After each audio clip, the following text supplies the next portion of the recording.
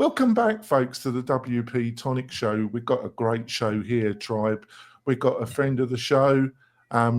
He's been on the show before, but he pointed out to me that that particular show was in 2017, which made me feel quite old, Tribe.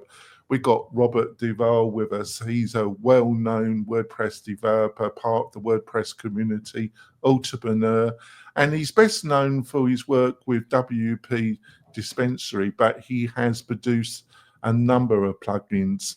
It's going to be a show about his experience, what he's learned on his journey. It should be a great show. So, Robert, would you like to give us just a really quick intro, and then when we go into the main part of the show, you can give a more detailed intros? Sure. I'm Robert DeVore. I've been developing with WordPress since 2005. Themes, plugins, and everything in between, client work, maintenance. I've done it all. I've been here, there, and everywhere around the area. So I'm excited to be here again and be back on the show again. Yeah, thank you so much for agreeing to come on the show, Robert. And I've got my great co-host, extremely patient around my continuing nonsense. I've got my Kirk here. Kirk, would you like to introduce yourself to the new listeners and viewers? Sure thing, Jonathan. My name is Kurt Von Annen. I own an agency called Mañana No Mas. I also work directly with WP-Tonic and the great folks at Lifter LMS. And I just want to say, Kirk has really, the past couple of years, Kirk, it's been a pleasure that you've been part of the WP-Tonic family and being my co-host, because you've been a great co-host, Kirk. Yeah, who'd have thought it would have been a couple of years? Yeah, it's gone so quick, Kirk. It's just, I don't know what to say about it. But before we go into the meat and potatoes of this great show, I've got a message from one of our major sponsors. We will be back in a few moments, folks. Hi there, e-commerce store owner. At Omnisend, we help more than 100,000 e-commerce customers just like you sell their products. We're an all-in-one email and SMS marketing platform that helps you reach your customers, grow your audience, and increase sales. In fact, our customers have seen incredible results with Omnisend, averaging $72 in revenue for every single dollar spent. And if you ever have a question, our award-winning customer support team is available 24/7 every single day. That's one of the reasons we have more than 6,000 glowing reviews and ratings all across the web. So get started with Omnisend today and start growing your business with better email and SMS marketing. We're coming back. I want to point out that we've got some great special offers from the sponsors, plus a curated list of the best WordPress plugins and services for the WordPress professional. You can get all these goodies, these free goodies, by going over to wp-tonic.com/deals. wp-tonic.com/deals, and you find the special offers plus the created list that will save you a ton of time, all there. What more could you ask for, my beloved tribe? Probably a lot more, but that's all you're going to get from that page. They love me saying that, Robert. I have no idea, but it's become a theme of the show, me saying that. So, Robert, like I say, so how did you, I'm sure we covered this in 2017, but I can't remember 3 shows ago, let alone that interview. How did you get into the world of WordPress development and entrepreneurship through the WordPress platform? When I started, it was more, I was just building HTML websites, and I stumbled across WordPress. I said, oh, this is great. It's something where I don't have to recreate hundreds of HTML templates and then edit each individual one. This is perfect. And I just stuck with it and stayed with it. And as it grew and changed, I learned, I hacked themes up and just kind of got used to that whole framework. And then from there, it just, okay, people started seeing that I was doing this. And I said, okay, can you build a site for me? And it just kind of snowballed. And at the time, I was like in my early to mid teens. So it wasn't like I was like, I went well, like late teens probably, but time flies, old now. But it was a slow start. It wasn't something I started and went, oh, I'm going to build a business around this. That came much later. I did a lot of affiliate marketing beforehand, just to do my own thing like that. So it became I guess, evident to me that there was a need for something like that. So I started offering freelance services. And then from there, I started building a lot of the same types of projects. So I realized, oh, plugins might be something I could get into. And then that's just snowballed. And that's where I've settled in now, building more plugin projects than actual like theme building and website design now. Oh, that's great. Before we throw it over to Kirk, was it so you built a couple, when did you start building it on your journey WordPress Premier plugins? When did that change happen? How long was you in your career before you delved into the world of Premier plugins?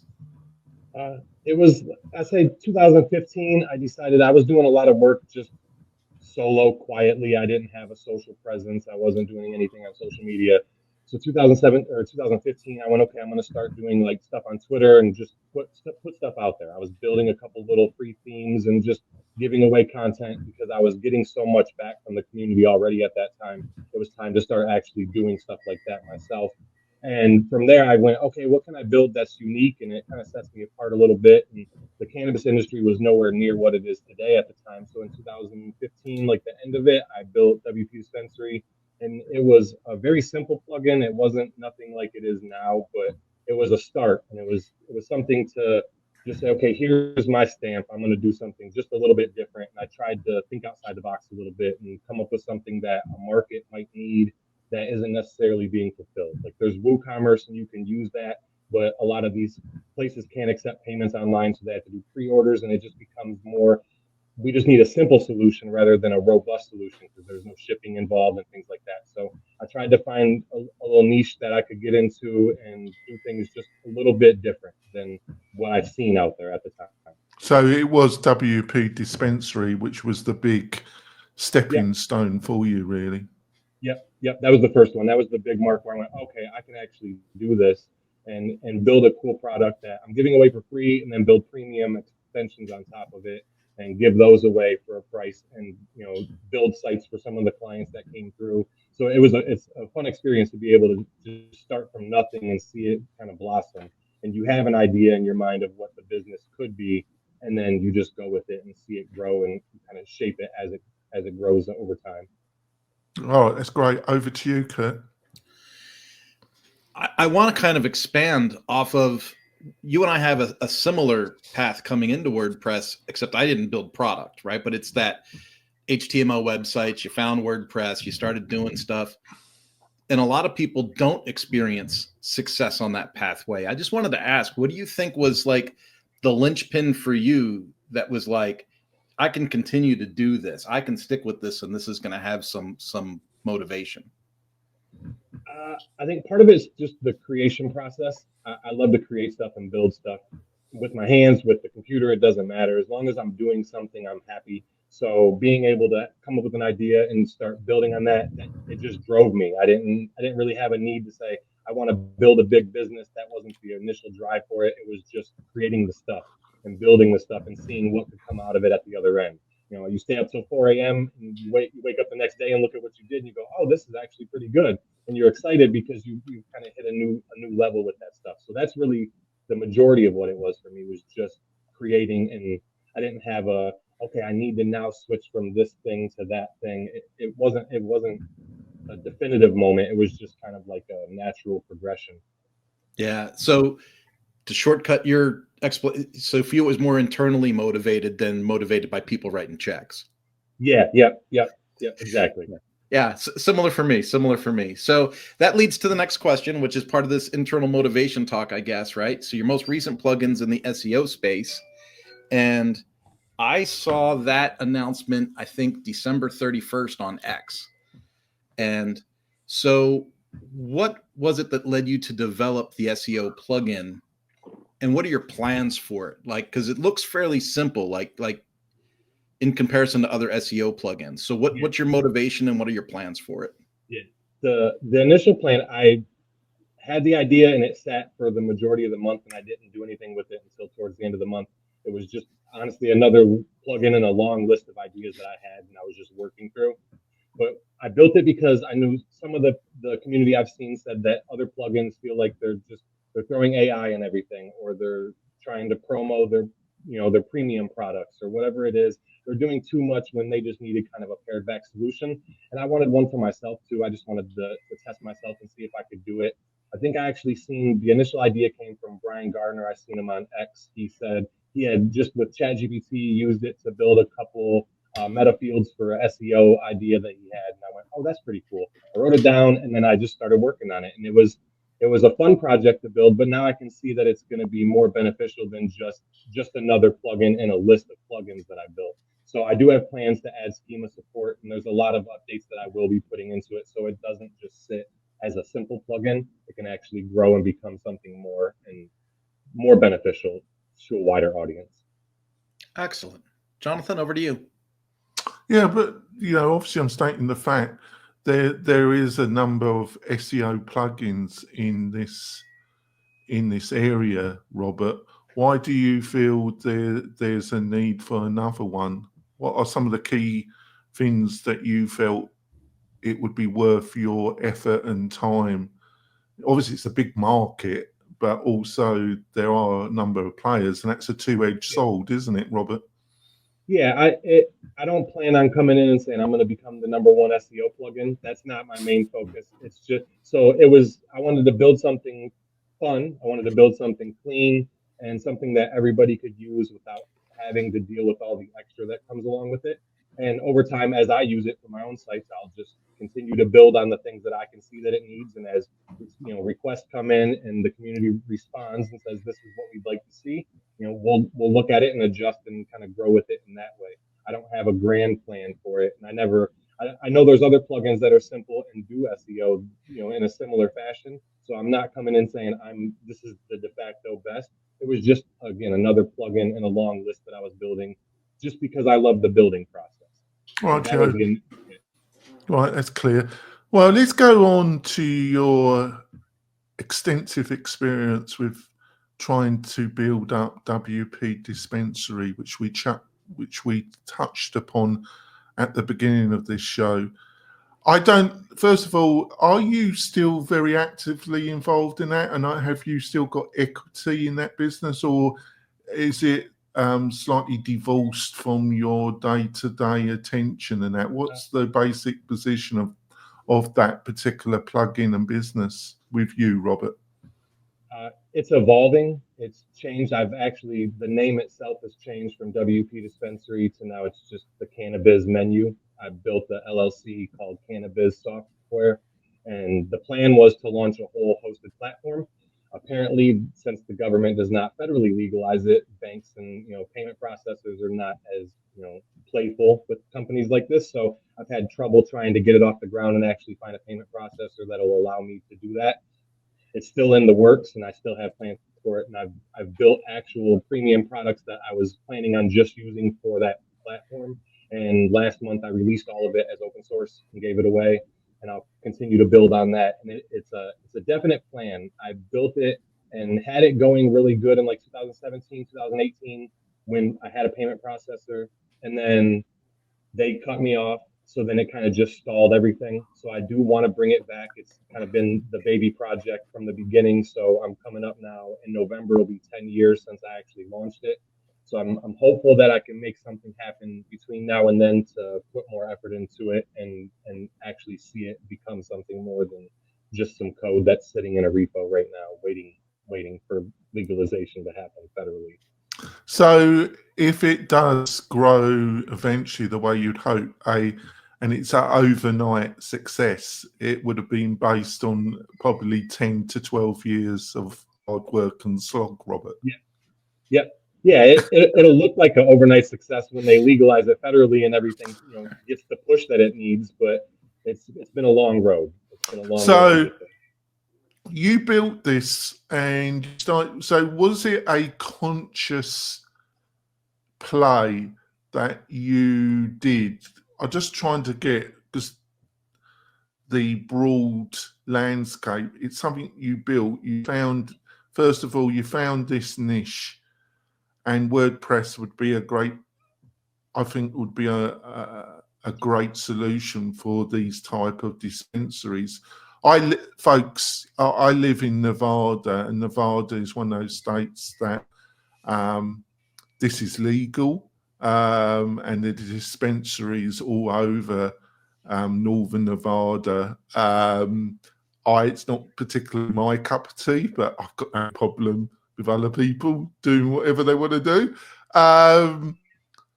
So I know a few people in this business because they're in it, because I live in this area, Robert. So was it a play that you were making and you hoped at some stage that nationally it would be legal? Or is it just that you built it and you initially found an online payment gateway provider that would work with you? Was it more, or was it a bit of both, really? I think you're probably going to say a bit of both, are you? Yeah, I think, at the beginning it was, I'll say this, I know it's going to be federally legal. I just don't know when.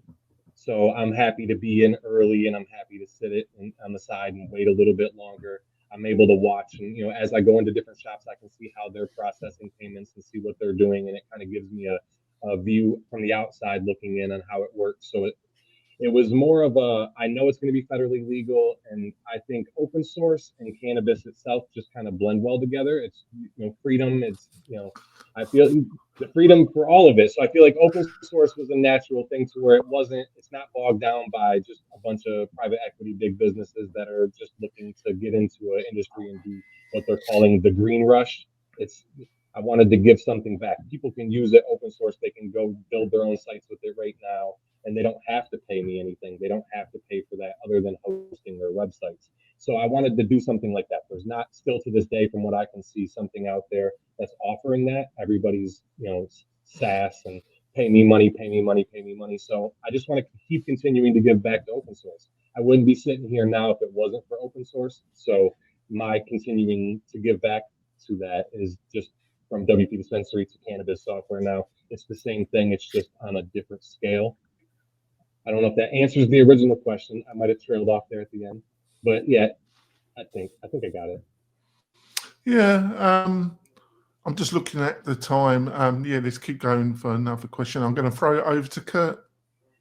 Well, our next question deals with what were the biggest challenges of WP-Dispensary, and you've kind of covered like the debanking issue, but we hear about debanking a lot. Like you hear about it with cryptocurrencies, you hear about it with like OnlyFans, people that can't collect their money.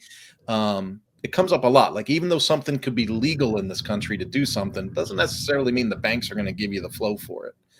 Yep. So outside of the debanking, what would you consider some of your biggest challenges with growing that product? I think for this one specifically, it's just the market itself is more hands-on. The point of sale services in stores, they're looking for that more than just a website solution. So I'm looking at other countries though. In Canada, you can ship it in the mail. So if you're doing payments through your own website, you can set up the WP Dispensary code, and you can actually have that running and not have to worry about going through a point of sale system because you don't have a storefront.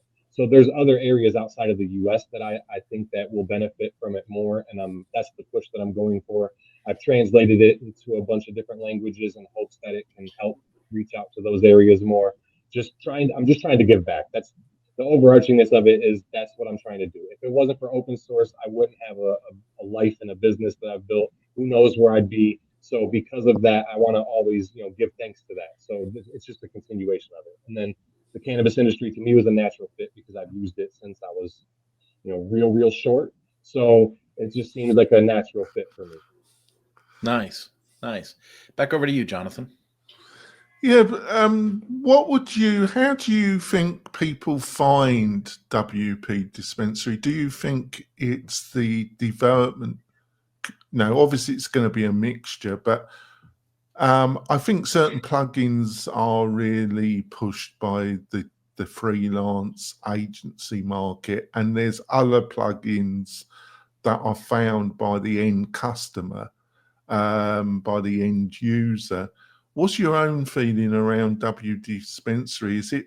do you think it's really found through search and social media from the customer base, or is it mostly driven its usage by the freelance WordPress community stroke agency? Or what's your own feelings about this, Robert?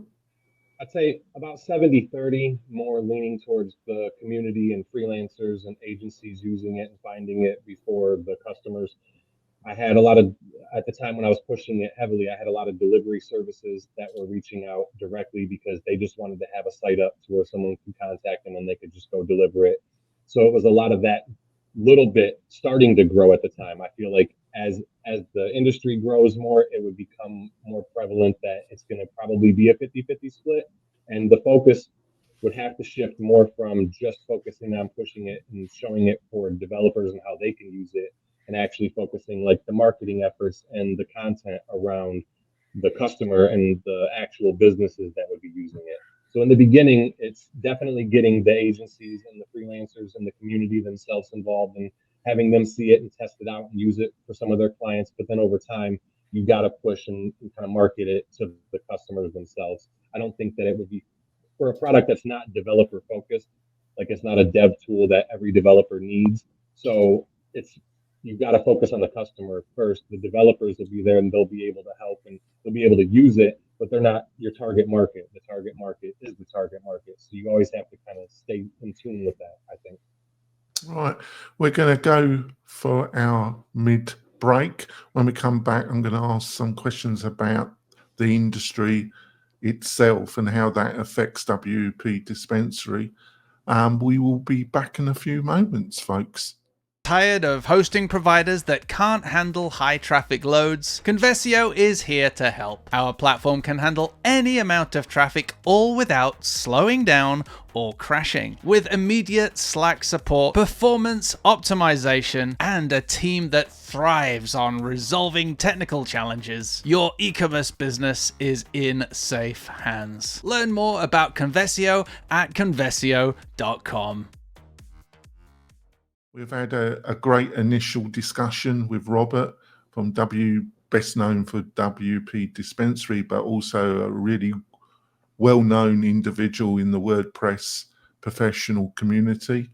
Before we go into the second half, I want to point out, if you're looking for a great WordPress hosting company that really specializes in WordPress, why don't you have a look at what WP-Tonic has got to offer? We offer real great hosting, plus we offer all the best WordPress technology in one bundle, which you then can sell to your clients and white label it. We have over 15 years experience in the WordPress community.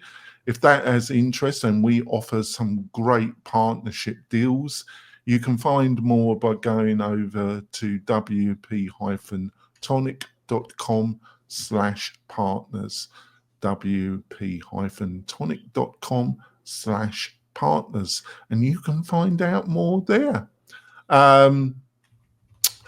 So when you first started this plugin, so what is the landscape? Because you obviously got the world of WordPress, but then you got the world of the end user, the realities of the end user that's going to utilize WP-Dispensary. And I don't know how many states, I might be totally wrong there. I think, is it 6 or 7, or is it more now that it's legal? I think it's a little more than that. I'm unsure of the exact number at the moment. I haven't. Right. Is it the main problem for them is that they can't take how? So basically, all these dispensaries that are registered in these separate states, they can't take online payments because the majority of them, they can't find a gateway provider that will handle the transaction. Is that so? Is that the landscape that we're dealing with at the beginning of 2025? Yeah, no, there's a couple of payment processors. They offer like prepaid cards and direct stuff through your bank now.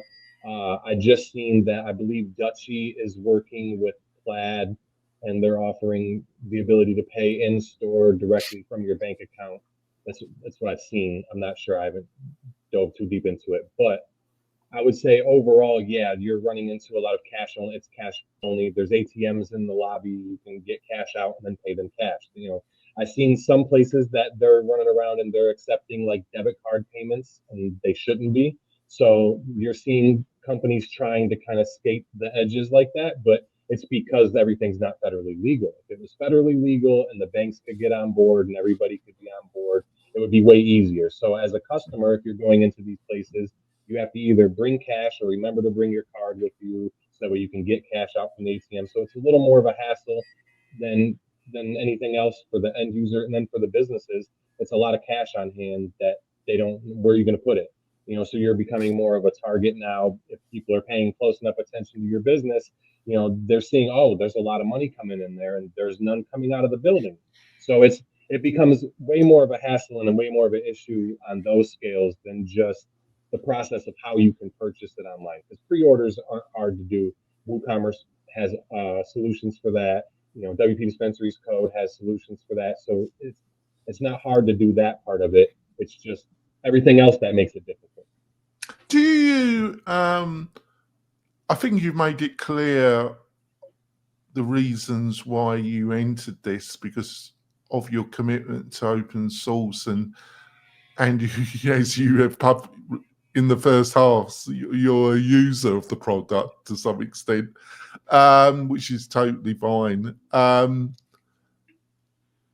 Do you slightly regret that you got into that particular niche because of the difficulties around payment, or are you, no?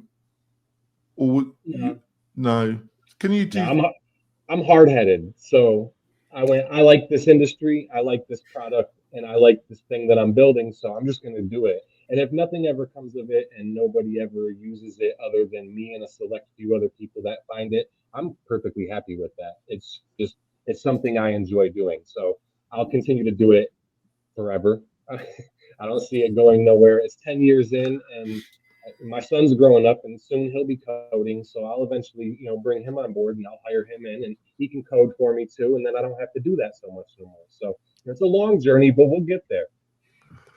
Oh, well, yeah. Over to you, Kurt. Well, I'm curious about this next question because you had mentioned earlier about the SEO plugin that one of the things was you wanted to make something that didn't have AI injected into it. But then the question on the opposite side of that is, what AI tools have you found yourself using to kind of help you run your business and be more productive? The only one I use is ChatGPT Pro. I've tried a couple others and I've tried Copilot. I don't really necessarily like it directly in my code. I like being able to separate the two because I'll ask ChatGPT questions and we'll work through some things together. But then I put it into my editor and I'm changing and I'm adjusting, and then I'll take it back with my changes. So I don't like it being too involved. So I really, $20 a month. And it gives me everything I need. I get ideas for different things, content ideas. I ask it questions about business stuff and just to kind of have a sounding board. And then I use that to kind of formulate my own thoughts beyond that. So that's pretty much it. Just ChatGPT Pro. Nice. Jonathan's turned me on to a bunch of different AI tools that I've tried. And unfortunately, it's not just $20 a month. No, not the ones that I've introduced you to. No. It adds up. Yeah, you've got to be really careful because I'm merciless about trying to keep my costs down. But and sometimes people that work for me are a bit annoyed by my efforts, but it's half the battle running a business. So you got this portfolio of plugins. What are some of the ones that you're most proud of? That might not mean that they're the most commercially or in user base the biggest ones, but what are some of in your portfolio that you're the most proud of, actually, Robert? some of the recent ones that I built, I like bench press a lot for performance metrics on your site and being able to test out different things like that for developers. And I have plans on that for the year. That's something that I'm putting focus in. I went through, just to preface this, I went through all the plugins I built over the last month and a half, and I've kind of organized them into groups of, these are the ones that I'm going to for sure focus on. These are the ones that I think will do well over time. And these are the ones that I might have just built for like a small utility use. And unless somebody brings it up again, they'll just probably just sit there being used if they need to be used. So the bench press one for sure is one that I'm going to be focusing more on. The markdown exporter, I like. Now there's some more ideas on how to kind of customize that and make it better. What is that? What is that one about? It's an exporter for your content on your site that'll export the content into markdown format, so you can use it if you're using like a static site generator and you need to export your content. You can take it right and not have to manually copy and paste or anything like that. It does it directly in the dashboard for you. And I have plans to build more, customization options so you can add or remove specific features in it and allow different things to be passed through. Right now it's super strict, so it doesn't pass a lot of class names and things from your different paragraph tags if you have those in there. So I have plans to kind of flesh that out a little bit more. And then let's see, the maintenance mode plugin I like a lot because of the simplicity, and I feel like it's something that everybody can use. And it's built with the core editor, so your layouts for your landing pages for your maintenance mode will now be built that way instead of having to use another interface. And just like that one, the Boostbox plugin, I have a lot of plans for this year. It's another one you build your pop-ups directly with the core editor. I have a pro plugin for that I'll be putting more into. I'm going to be releasing extra patterns and pre-built kind of pop-up patterns with that. So I have plans to grow those, and trying to think. There's so many of them. I'm trying to think of which other ones. Well, that's the whole point, because you've been very busy. Prolific is the term that I was looking for. How do you cope? A lot of people who came into WordPress, and Kirk really pointed this out to me, that are really committed to open source. I am in my way, but I'm from England, obviously, Robert, and I'm generally a bit cynical. But there's a lot of people like you in the WordPress community that came into it because you're really committed to the ethics of open source and that. And I didn't realize that there was a very strong minority of people with similar attitude to yourself. How do you deal with a lot of people burn out, basically? They have all these support tickets, requests, and in the end, a lot of them have got a full-time job with either higher education that puts food on the table and clothes on their children, and they just burn out. How have you stopped yourself? Or is it the product that comes from WP-Dispensary that's helped with not burning out? I would say that helps. You find something that'll kind of ease the stress a little bit. That's always a good thing. I think it's more in tune with I do it because I love it. I'm not doing it because I'm just trying to find a way out of some other gig that I already have, and I want to build a business to escape a 9-to-5. That's not what I'm trying to do it for. I'm just building, and it helps with the burnout to not be overwhelmed in your head about what I'm trying to accomplish just because I'm trying to accomplish it. Take it a lot less serious than I probably should at times. So I'm just more relaxed with it. And I do have times where I'll have burnout, where I go like a couple weeks at a time where I'm doing like 2-3 hours of sleep a night, or I'm skipping nights of sleep. And then I'll have a day or maybe two where I crash out and there's like 10 to 12 hours of sleep for each of those days. And then a couple days after that, I know my body and my mind won't be fully back to normal, but I allow myself that time to just get back into the groove. And it gives me the ability to get back to it without suffering for extended periods of time from the burnout. I let it happen naturally. And this is something I've been working on. I haven't always been this way. It's been bad before. So I'm finding the patterns, and I'm seeing, okay, if my body's not fully right on a Monday and Tuesday after a long weekend of, getting back to it, maybe I'll kind of give myself a day or two and do something else, and then not be so down on myself because I didn't push a bunch of code on that day, because I can look back and see I just did a bunch the night before and the night before that. So take yourself less seriously and just find something to relax you every now and then. That's the gray in your beard talking. Yes, yes, Once I got the gray, I slowed things down a little bit. Yes, very much so. Yeah, I'm not actively in development at all, apart from, but it's a similar pattern for me because I work some weekends, I work all weekend, and then I have a morning off and I might go skiing, but then I'm back in the afternoon and I work until 11 o'clock at night, and it's all over the place. But I prefer that because that kind of it suits my lifestyle, it suits me really. So I don't want to pry too much in your business. So if you don't want to answer this, so is WP-Dispensary and all the other plugins and that, is that the main source of your income? No, I got a full-time job right now doing maintenance at another company. Right. So this is just stuff that I'm doing. That's why I'm up so late at night, because during the daytime I'm actually doing like Clark Kent, I'm dressed up and then I pop up into a box and I come out and I'm Superman for the night. Yeah, see? Yeah, Kurt gets it. I'm amazed at your dynamism then. I think we're going to call, Kirk, have you got one or two questions you like? Because otherwise we're going to close up the podcast a bit early. But you got the final question, haven't you? The most important. I forgot about that. You got the most important question, haven't you, Kirk? Only recently has he let me take the most important question too, Robert. So the most important question, I've been in a much more sharing mood recently, haven't I? Is if you had your own time machine, right? If you had a TARDIS, using your product, watching Doctor Who, and you could think, hey, I could travel back to the beginning of my career. What advice would you give yourself?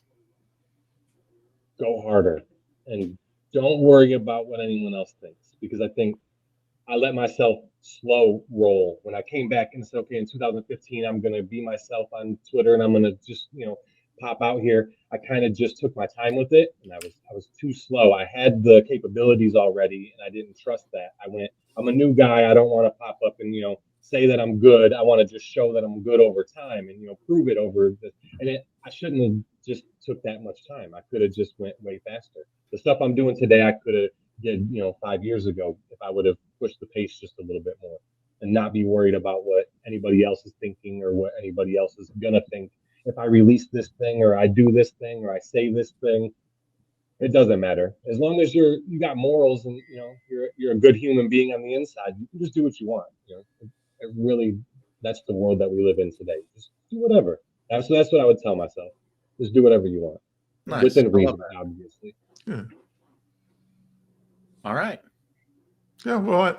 We're going to wrap up the podcast part of the show, folks, but we're going to have an extended other session where we're going to be discussing where Robert thinks the WordPress community is at the beginning of 2025 and what his own views and observations of what happened in 2024.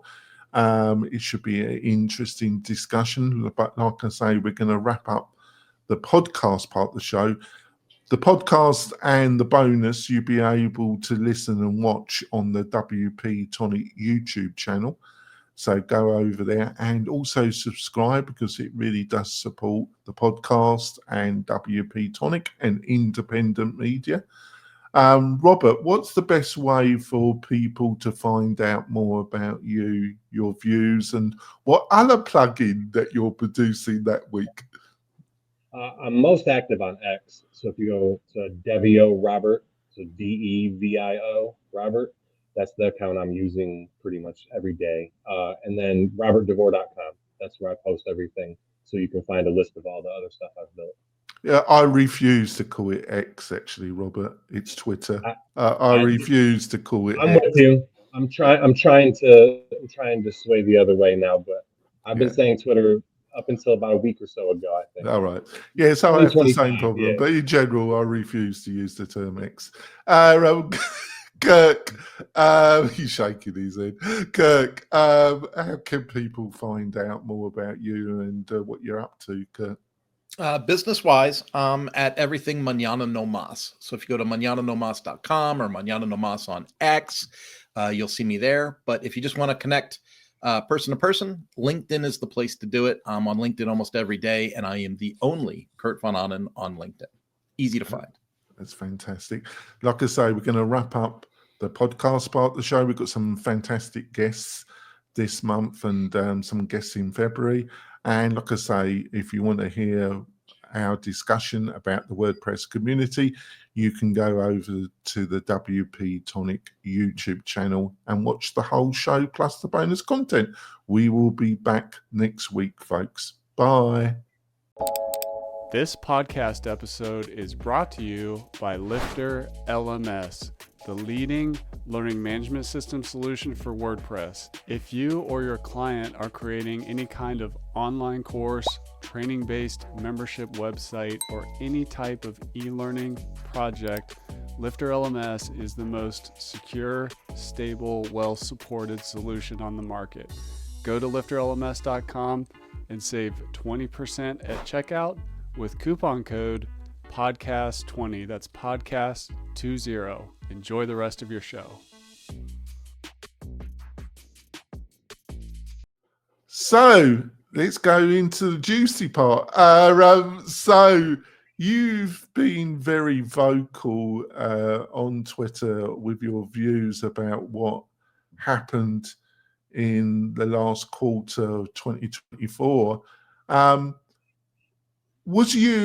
I want to start off, obviously, Matt's bust up with WP Engine was obviously, I think we were all surprised in a way, but also not surprised in a way.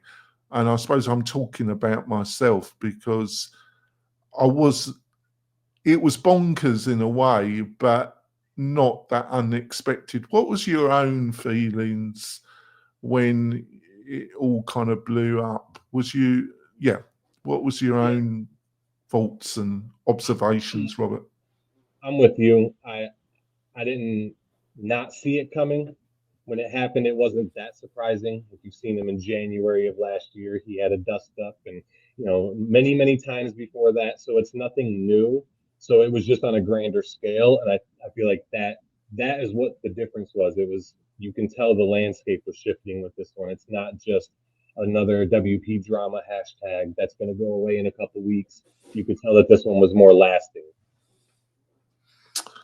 Yeah, so what have been some of the things that I don't want to speak for you, because you're quite capable of expressing your own thoughts. But what have been some of your own observations of what have materialized since the initial bust up, and what I think I'm right in saying some of the things that have annoyed you the most about the whole situation? I think the most annoying thing is just the lack of respect that I feel like Matt gives everyone, because he talks to everybody like they're a child, and he tries to, circle around you and pretend like he doesn't hear 90% of what you say. We'll focus and cherry pick one thing and then move on and pretend like nothing else happened.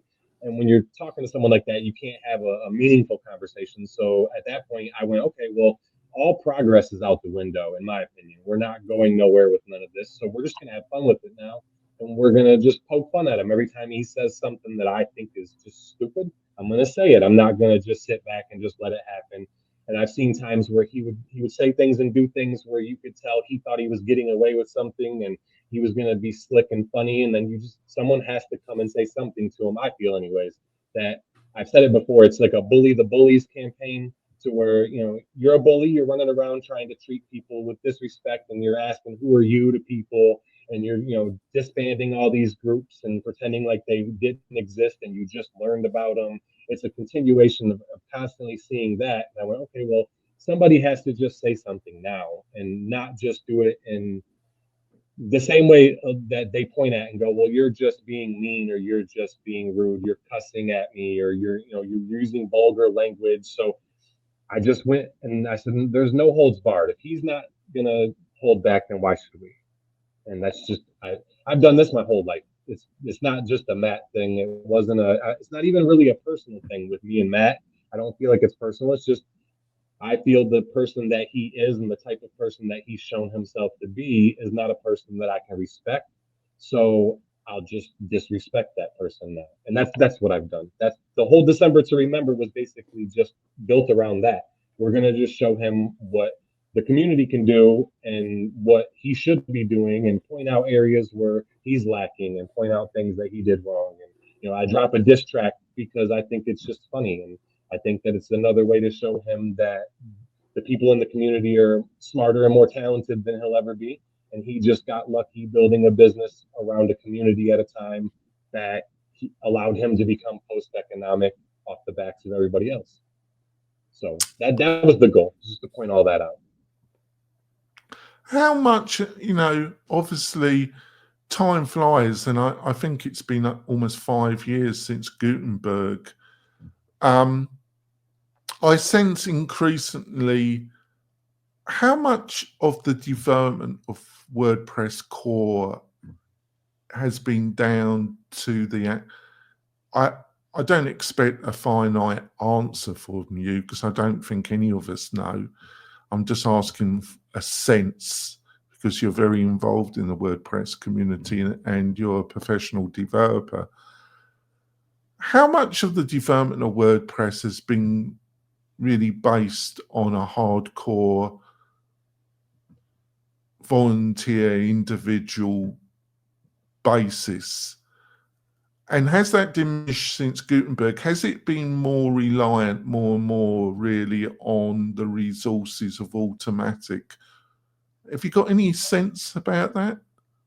I say it's definitely changed when Gutenberg came, but I think that's because on a smaller scale, that was them starting to take more control over the project.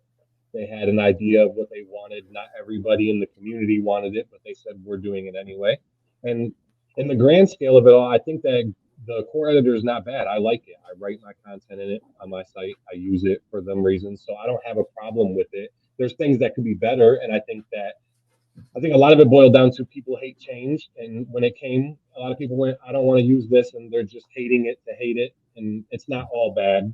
So I think that it's definitely altered where the direction of WordPress is going and who's involved in it now. And because it's a bigger, more robust thing, there's more control needed instead of just everybody being able to just jump in like it was in the earlier days, a little patch here, a little fix there. Now it's more complicated. So you got to have more technical skill just to jump in and get really involved with it. So I think not necessarily gatekeeping, but it's gatekeeping from devs or community members who don't have that technical skill, and they can't just jump in. And then their voices don't feel as heard because the people that are actually building it might dismiss something they say or just pretend like it was never said, and then have a thing come up a month or two later and it's, oh, this person said it now, and they totally disregard that it was brought up before. So I think it's a lot of that. I think it's more control from Automatic for sure, and more focus on the big players and it's big business. So I think Gutenberg was the start of that shift, and then we're seeing more of that now. It's businesses involved, and how much money can we make, and is my business profiting enough to be able to sustain all this private equity? And you see things like BlackRock, reducing their investment by 10%. That's not because Automatic is doing a great job. That's because they want to reduce their risk. They see things happening that they're not happy with. So when you're on that level and you're doing things as a CEO, you're not thinking just about the community. At that point, you have to think about the other aspects of your business, but then you're pushing it off like it's a community thing, and we're doing this for the community, and it becomes disingenuous, and then the community fractures, and that's what you're seeing now. All the different repos that are popping up in places that people are building, and different types of forks and things that are going on, and you can see it happening. The community that it was is no longer what it will be because he's cut it in half, essentially. You look at a WordPress, I think it was 6.6 when it was released. It's like 50-50. It's Automatic doing the contributions and then everybody else doing the contributions. So if Automatic just kind of took their thing and went with it, and the community did their thing, they don't feel like there would be that big of a downside to it, in my opinion, because they'd get more control over their project. They'd have less input from people that they don't care to listen to. And it becomes more of their baby project. And we've seen how Matt's treated it like his baby project. So that would be where I see it going, like in the future, in the next couple of years. I see it just fracturing and splintering more. The community themselves will just take their own little stances and build up their own, WordCamp type events and things like that will splinter up, and it'll be less about WordPress centric because the WordPress that we were building it around originally isn't what WordPress is now. How do you think, none of us know, I'm only surmising this, and I just wanted to see if you think I'm on the right track. I think obviously the legal confrontation that him and Automatic are having with WP Engine, in the end, he will attempt to settle with WP Engine. I offer him a very large financial inducement to settle the matter, because I personally don't really see him standing any chance in his legal confrontation with WP Engine. The question I want to put, do you think WP Engine are going to take that offer, or do you think they sense blood in the water and they're going to be, obviously they've got to be a bit careful, because my understanding of the law, if you're made a really good offer in a civil case and you don't take it, it can actually diminish your possibility, your standing with the court, basically, because you're not being reasonable. So do you think in the end he's just going to be able to just pay off WP Engine, or do you think there's going to be more severe consequences? I could see that possibly happening. I could see him settling at some point just for the sake of everyone. It just depends on how hard-headed WP Engine is. If they see now that there's this bigger thing, you see the free JavaScript project that's going on right now, where everyone's trying to free the trademark for JavaScript from Oracle. It's the same similar setup here. So if they wanted to go that route, they could spearhead that if they wanted to, and I'm sure they would get a lot of support from other people for that. I don't know necessarily if that would be what their business is wanting to do, or if they just want it to go back to copacetic so they can continue dominating and being the number one player against, Automatic's lineup of products. When you look at the grand scheme of that, they might just be happy and content knowing that Automatic can never potentially catch up to them unless they're doing stuff like this. So it really just depends on how they're going with it. I could see it going either way. I don't necessarily think either way is better or worse, because it's not my business. We do really, that they have not got this emotional, passionate element that you have. Right. It's just pure business for WP Engine, isn't it? Yeah. I mean, it seems like it. And if you're going at it from a purely business standpoint, then they'll go with the business standpoint of the same thing Matt's doing. Which we can't judge, because obviously, and they probably don't know. They're probably having these discussions all the time internally. Do we settle? But he, in the end, this is just my opinion, Robert, he will be driven in the end by the reality of the situation to make WP-Tonic an offer. And they then will probably make the business decision, do we continue? Because it will, through the process of discovery, this can only get worse and worse for Matt, can it not? Yeah, I don't see it getting any better. I think I've said it recently on Twitter, but there's a post that he made on Blue Sky where it's a page from a book about sabotaging a business and slowing up their meetings. And to me, it seems like that's what this is. It's a long, drawn-out process. I don't think he has an expectation to win. I don't think he should have an expectation to win. But if you're trying to slow up a business that's defeating you pretty bad, and you're trying to distract them and make them lose a couple customers here and there and help your business succeed in some way, it could be a tactic that he's using just because he knows I'll never win, but this could help. And if that's what his tactics are, then it seems like, in my opinion, based on him posting a page out of that book right around the time he says all this started, it seems like maybe that's where his mind was and he was on that track. I'm not gonna win, but I'm gonna sabotage them and I'm gonna slow them down just a little bit so my business can catch up. Yeah, it could be a yes. Obviously, you've got much deeper history with the WordPress development community. I just been running this podcast and running my little businesses. How has all this, in your opinion, affected the kind of WordPress plugin professional developer community that what has happened over the last 3 to 4 months? How, in general, what's your own feeling about how it's affected that community? I think it's changed from a community standpoint. We're all more fractured now. You're going to see sub communities pop up. You're going to see groups that are more content marketer based. You're going to see groups that are more developer based. And I don't think it's going to be the same in that aspect.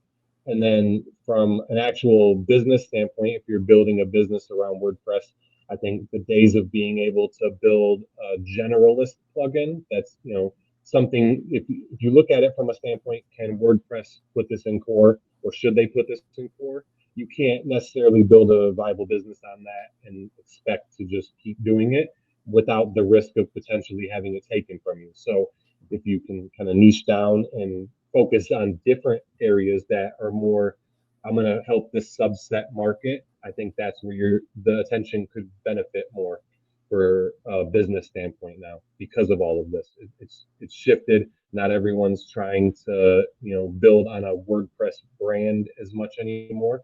The WP and people's names are changing. They're trying to shift and alter stuff like I did with WPdispensary. I don't want it WPdispensary no more. It's going to be the Cannabis menu from Cannabis software because I want to separate from WordPress itself.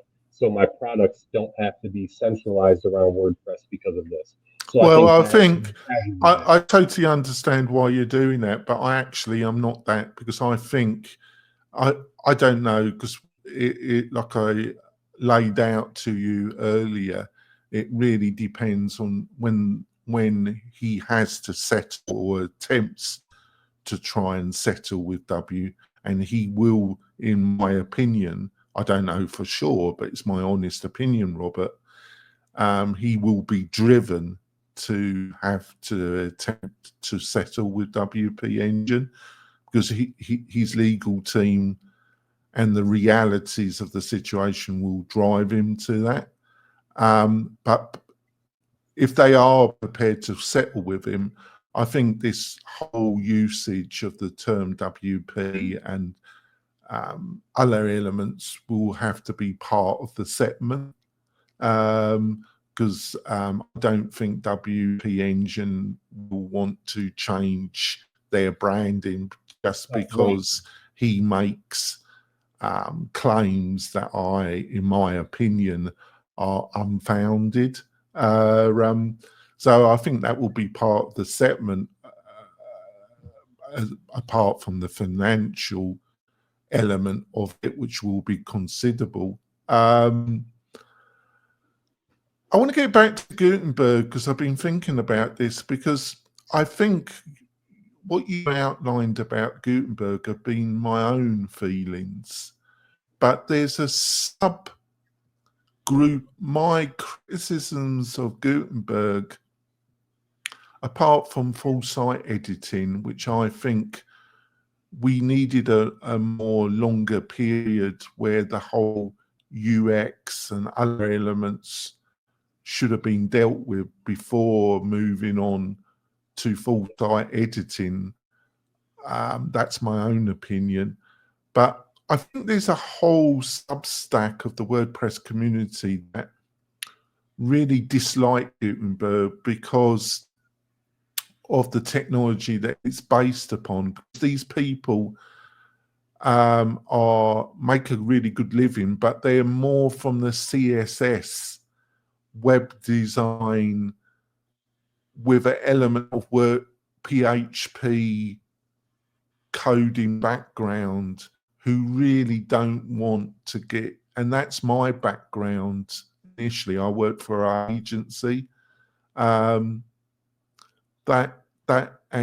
where you come from, and they're really not in the world of React or Vue or any of these JavaScript libraries apart from jQuery, and they really think the power's been moved to blocks and React, and they want the ability to adapt by utilizing modern CSS technology with some PHP. And PHP as a language is that a lot of people thought was going to die. Through projects like Lavelle, it's actually found a new step, a new spring in its step, really.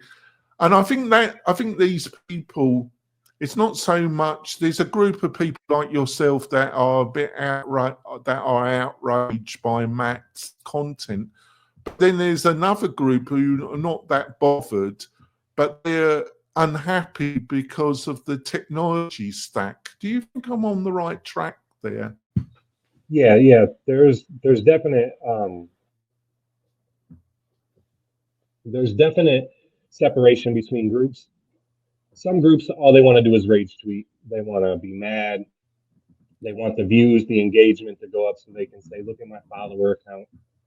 And then there's other groups that are just, they don't care about anything that Matt says. They're just focused on what they're doing, and they could care less about that aspect of it. The business is the problem, and the actual coding on top of Gutenberg is the problem, and they're mad about that. So, and then there's another group that they're just upset at him morally, and they think that he's morally corrupt and the things that he's doing are disgusting.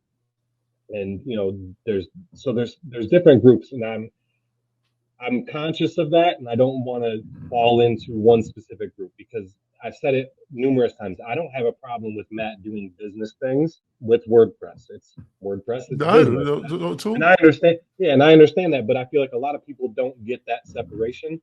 And that's where the community needs to work on that a little bit, some of them, because it's still a business. It's still his business. And regardless of what any of us think, he's the one running it. So if he has things that he's going to do, he can do that. But then he has to, on the flip side, understand that the community is now going to have a response to that. They're going to have an opinion about that.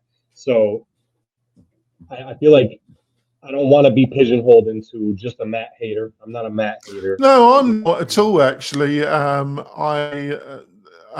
want to put, this is only my perspective, Robert. I just want to, because I think you're correct at the beginning of this conversation in our bonus content about the part of Matt's character that I think irritates you a bit. And I just want to put this to you. I think, and this is only my opinion, my reflection, he strikes me as somebody that has different I'm going to use this term, buckets. He has these buckets of different people, different groups that he puts in different buckets, and yet he has different conversations with these different buckets. Like he has a group of investors, and he has conversation. Well, it's open source, but the reality is I own it all. I've set up this very convoluted ownership structure through these different layers, and I've hidden this from the WordPress community. So yes, it's open source, but I own all the intellectual property. So don't worry, your money, your investment with me is going to be okay.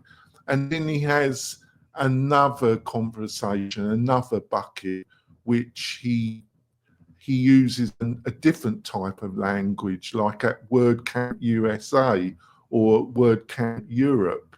And then he has a different language that he uses online. Can you see where I'm coming from? And I think when people like yourselves, myself, observe these different discussions and different, we get a bit irritated, don't we? Yeah. It's the lack of genuineness.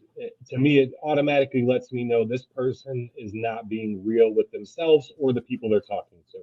He's trying to do something to appease the person he's having a conversation with, rather than just honestly answering whatever questions come up, or involving himself in the community discussions and just listening and actually being a part of it. When you're genuinely yourself 24/7, you don't really worry about none of that stuff. So the words that come out of your mouth, it's an afterthought. For him, I feel like it's more of a stage presence. He gets in front of this group, he's going to speak this way. Like you said, he gets in front of the investors and he's bumping shoulders with them. And guess what, guys? I did all this good stuff. And then he goes over to the community and goes, hey, man, it's these bad guys over here that are doing it. And it becomes a game of cat and mouse of where does he really sit and what's his real agenda and what is his real plans with all of this, because nothing that he's saying to anybody seems real. So if I'm offering my personal opinion, I think he's mad he's not as famous as Jeff Bezos and Zuckerberg, because he built something that powers half the internet, and he feels like he should be more famous. So now this is his chance to separate from the community and having to appease all these people. And in turn, now he can ascend the business world and become the business mogul, billionaire he seems like he's always wanted to be. That's just how I see it when I'm looking at him, based on how he's acted and reacted in different situations. Yeah, to finish our discussion in a more positive tenure, I've been surprised how robust WordPress has been. Not just around the last quarter 204 and what we are observing at the beginning of 205 with Mac's problems, but I've been actually quite surprised how, in general, which is slightly different to most people's views, because I don't think the Gutenberg project, I think a lot of its problems has been the way that it's been managed and the time scale. But on the other hand, refactoring code on something that drives almost half of the web of the internet is a little bit difficult. And I don't have the technical knowledge to make a reasonable judgment call there. I think deciding to just refactor and combine old code with new code has a host of its own problems, but it also deals with some other problems if you just start afresh, right? Yeah. Because other platforms have attempted that and it's been quite damaging. So it's a lot of grey there. But I've been quite surprised because there's a whole group of developers in the SaaS world, the Bootstrap, in the world of Ruby, in the world of Laravel, in the world of React, that really despise WordPress. That if you said that you were developing and you're active in the WordPress community, they would think you're a bit odd. Why have but I'm fine with it because they're a bit, but they are in the SaaS world of Ruby on Rails. They're in the world of Laravel. So they're, in some ways, they're going to have that attitude, aren't they? But I think the world of SaaS has its own problems as well. I think a lot of end users are exhausted with subscriptions, endless subscription bills. Do you think I'm on the right? Have you been surprised by the robustness of WordPress, and do you think I'm on the right track about the world of SaaS having its own problems? Yeah, I think WordPress itself is really robust. It can't be a simple project if it's going to power what it powers. And the things you can do with it are amazing, and you can build all kinds of stuff with it. And I think that's awesome. And the ease of use, the flexibility, the backwards compatibility, I understand the need for those things, and I can respect all of that. And I think that I don't necessarily, I don't know how to answer the question. I think that it's definitely robust. It's in a good way and in a bad way, because you're getting the technology advances of what it's being built with now versus what it was before. But then now you're having to build with that. You're having to maintain that whole world. Them whole frameworks are now changing consistently. So now WordPress has to change and adjust with those, and it's not just WordPress looking after itself. So it adds extra problems. But I do think, like you said, with SaaS, I think everybody's going to pick their own island. If you're over in one area building in one space, that's going to be your home base, and you're going to always look at everybody else a little bit differently. WordPress developers have tended to look at outside places differently. Why aren't you just building with WordPress? You could do that with WordPress. So I think everybody has their own viewpoints on it. And I think this, if anything, the stuff that's gone on will benefit the community because everybody's trying new stuff. We're branching out now.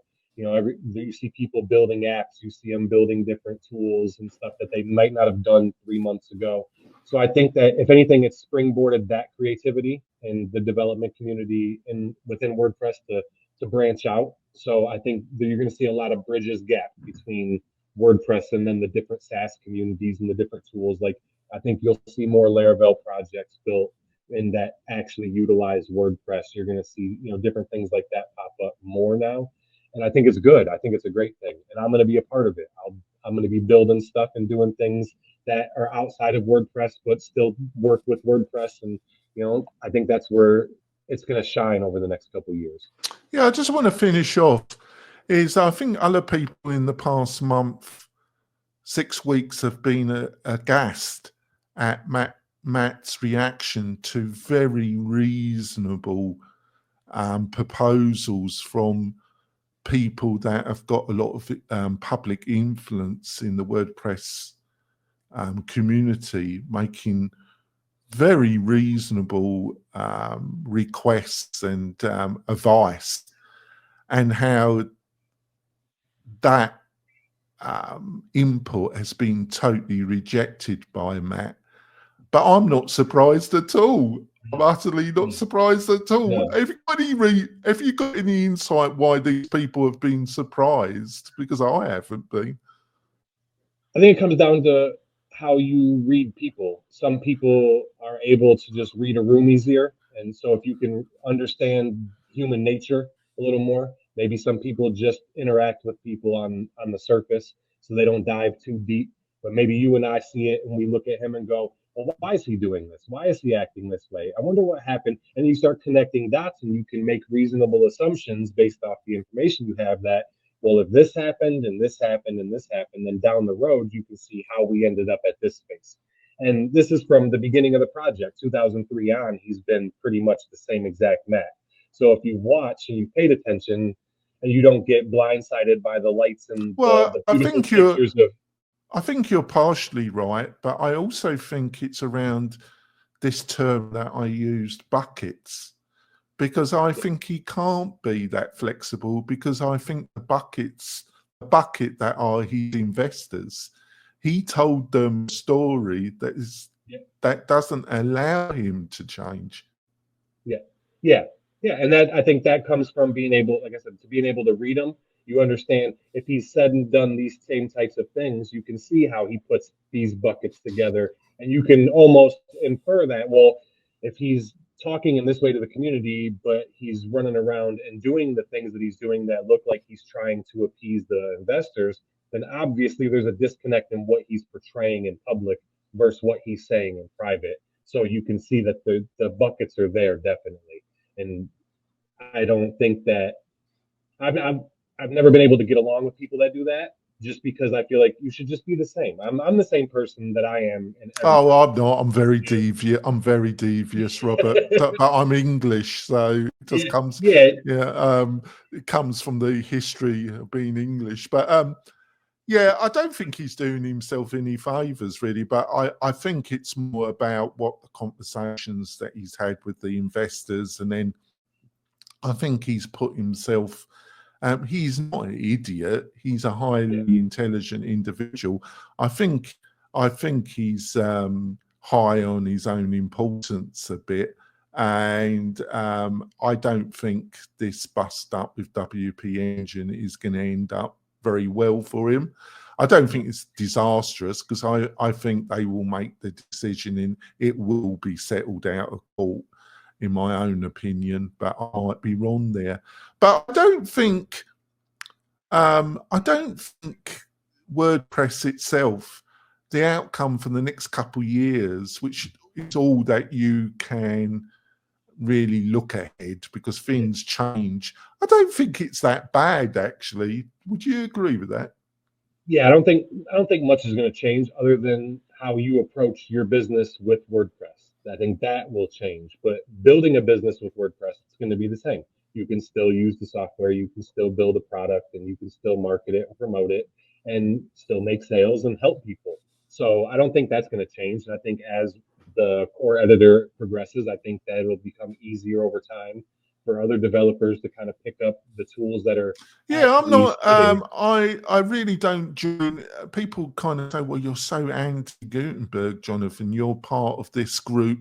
I won't name. There's a couple of names that are very public influencers that are very negative, but they've got their own commercial projects that make them very negative to Gutenberg. So I take what they are intelligent, and I just take what they say with a pinch of salt. But I've never, I totally understood why Gutenberg was necessary. I've just been very frustrated with the slowness and the way in general it's been managed. But in general, I'm not one of these total, as you pointed out so clearly, they are there. I think we're going to end the conversation. You have to come on the show a bit more regularly. Don't leave it till 6 years. I've really enjoyed the conversation, Robert, and thank you so much. And doing this bonus content, I think we've had a great discussion. Would you agree with that, Robert? Yeah, I appreciate it. It's a lot of fun being here, and I do think it was a fun time. I've had a blast. And I think we've been respectful, and we've really just been honest about the situation, really. We haven't really, I don't think you have, and I definitely would not want to be seen as attacking Matt on a real personal level, because I just don't think that's necessary, and that's not really very constructive, isn't it? But on the other hand, I'm not prepared just to be a yes person and just say that everything Matt's doing is right, because I just don't honestly believe that's correct. And I think you're the same, aren't you, Robert? Yeah, I feel like there's a time and a place for everything. You can be aggressive in your approach with how you talk at certain times, but then we're having a business discussion about the business of WordPress. I don't feel like it's a time where it's, oh, let's just go bash Matt for 30 minutes. That's not important. It's not going to benefit anybody. No. There's no real insight to that. So yeah, there's a time and a place for it, but this definitely just wasn't it. All right, we're going to end the bonus content here, folks. We'll see you next week. Bye.